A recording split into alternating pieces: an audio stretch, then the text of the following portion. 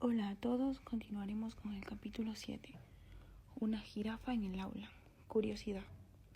¿Qué hace que una clase llena de alumnos atentos en la que el profesor está explicando el tema de una determinada materia, los alumnos, sin excepción, sean de escuela primaria o universitarios, jóvenes o mayores, cambian su foco de atención desde el profesor y lo que explica hacia una jirafa que entrará en la clase por una puerta, tras pasearse por detrás de él, saliese por otra? ¿Qué despierta la jirafa que no tenga el profesor? Despierta simplemente la curiosidad, uno de los ingredientes básicos de la emoción.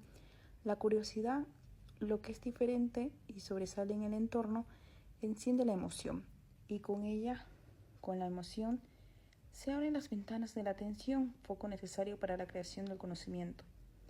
El mamífero y el ser humano es un mamífero. Es un animal curioso por naturaleza, siempre está explorando e inspeccionando todo. Y en esa inspección, tantas veces azarosa, descubre cosas nuevas, diferentes a lo cotidiano, bien sea al separar las ramas de un arbusto y descubrir a lo lejos un depredador o encontrar un nuevo árbol con frutas maduras. De hecho, la curiosidad ha sido definida como un deseo que lleva a conocer cosas nuevas. Con la curiosidad, el animal o el mismo ser humano adelantan sucesos posibles, conocen lo que puede suceder antes de que ocurra. El cerebro emocional posee neuronas y circuitos que se activan cuando ese algo difiere, asoma en el entorno. Es decir, neuronas que responden al placer o el dolor que significa el estímulo sobresaliente visto. En definitiva, la curiosidad permite decirlo una vez más, es el mecanismo cerebral capaz de detectar lo diferente en la monotonía diaria del entorno. Y con ello se presta atención a aquello que sobresale. Y si lo que sobresale es de significado para la supervivencia, se aprende y se memoriza. Hoy comenzamos a saber que nadie puede aprender nada, y menos de una manera abstracta, a menos que aquello que se vaya a aprender lo motive, le diga algo, posee algún significado que encienda su curiosidad. Para aprender se requiere ese estímulo inicial que resulte interesante y nuevo. Y es entonces, como acabamos de señalar, cuando se enciende la atención de un modo poderoso. Precisamente el juego.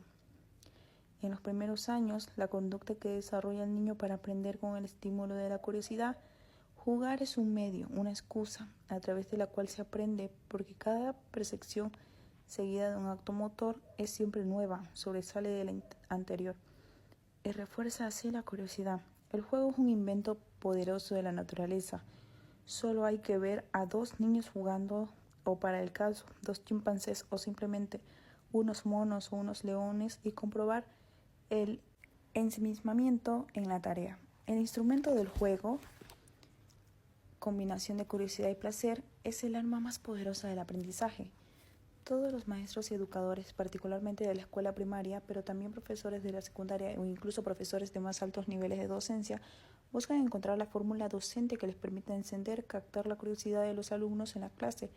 Esto es importante ya que los maestros están deseosos de que se les provea de instrumentos capaces de hacer curiosas sus enseñanzas y, si es posible, durante todo el tiempo que dura esta, en qué medida la neurociencia podría descubrir esta forma curiosa de aprender en la estructura de los propios colegios. Lo cierto es que el ser humano, la curiosidad, ese deseo de conocer cosas nuevas, es el que lo lleva a la búsqueda de conocimiento, no solo en general, sino en el contexto que estamos tratando aquí, es decir, el que se adquiere en el colegio, las universidades o en la investigación científica. Precisamente fue el padre de la neurociencia actual, el profesor Charles Sherrington, quien reconoció la investigación científica al máximo de la curiosidad, a la que él llamó la curiosidad sagrada. En cualquier caso, estudios recientes muestran que la adquisición de conocimientos al llegar a conocer aquello que se busca con el estudio y el aprendizaje comparte sus tractos neuronales con aquellas otras conductas que empujan a la búsqueda del agua o el alimento o la sexualidad, es decir, lo hedonónicamente placentero. De ello se deduce que la curiosidad se satisface a través del aprendizaje, tiene como base cerebral el placer, lo que a su vez refuerza la idea de que la búsqueda de conocimiento y la toma de decisiones conducentes a obtener ese conocimiento es biológicamente placentero. Placer que no es simplemente placer mental, sino que comparte los mismos circuitos y sustratos neuronales que los placeres biológicos.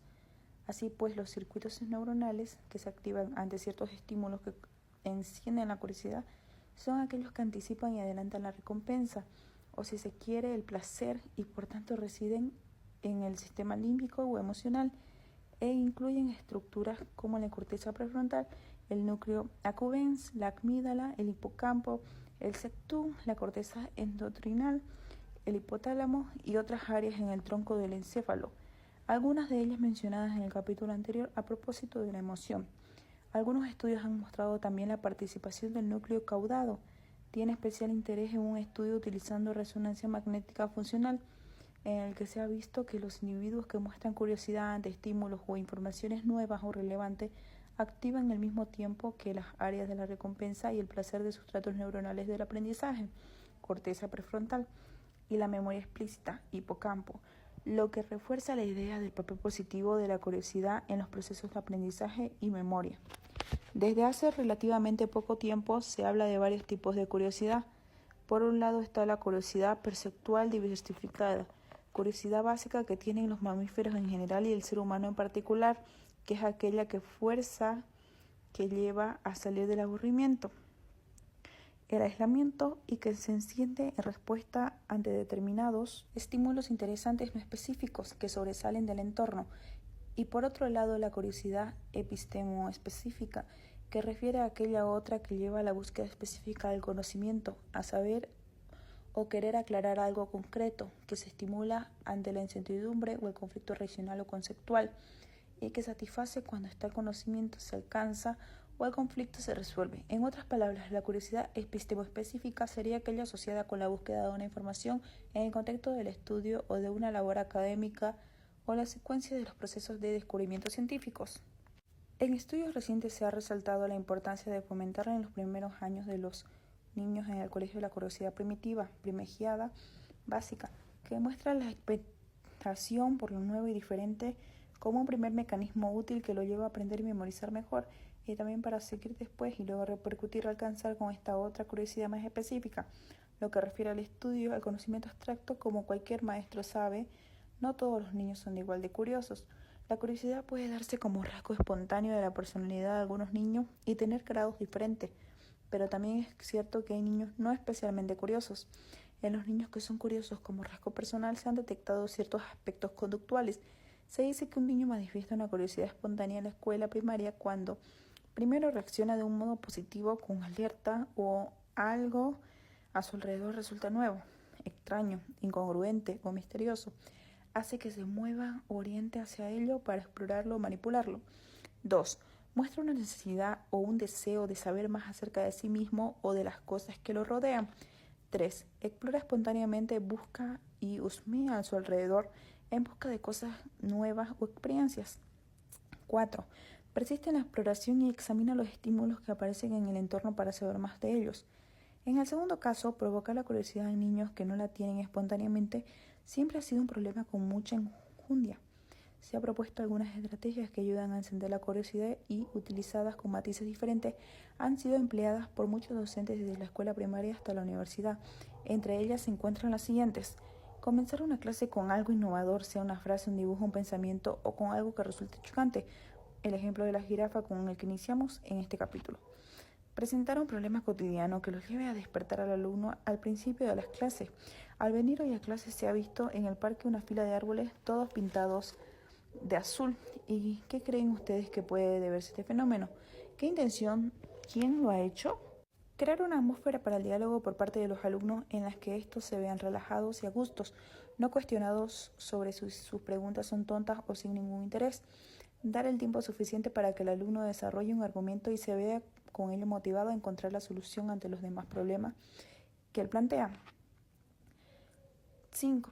En un seminario y sobre un tema concreto, no preguntar sobre un problema, sino incentivar a estudiantes a que él sea el quien plantee el problema de forma espontánea. Ello estimula su propia querencia, autoestima y motivación personal. 6. Introducir durante el desarrollo de la clase elementos que impliquen incongruencia, contradicción, novedad, sorpresa, complejidad, desconcierto e incertidumbre. 7. Que los grados del punto anterior sean los adecuados sin provocar ansiedad en los alumnos. 8. En seminarios o clases prácticas, procurar la participación activa del estudiante y su exploración personal. 9. Reforzar el mérito y el aplauso ante una buena pregunta o resolución de un determinado problema. 10. Modular pero no dirigir la búsqueda de una persona por parte del alumno y menos proporcionar la resolución del problema. La conclusión que se alcanza con todo esto es tratar de inyectar curiosidad en los estudiantes y con ello fomentar su disposición a aprender. Es evidente que los significados que encienden la curiosidad varían en relación con la edad, la hora del día, el estado del organismo y cuándo sucede en el medio ambiente físico, familiar y social. Esto último no es baladí a la hora de sacar ventaja de estos mecanismos para explicarlos a la enseñanza, más específicamente en la escuela. Con eso terminaría el capítulo 7. Muchas gracias.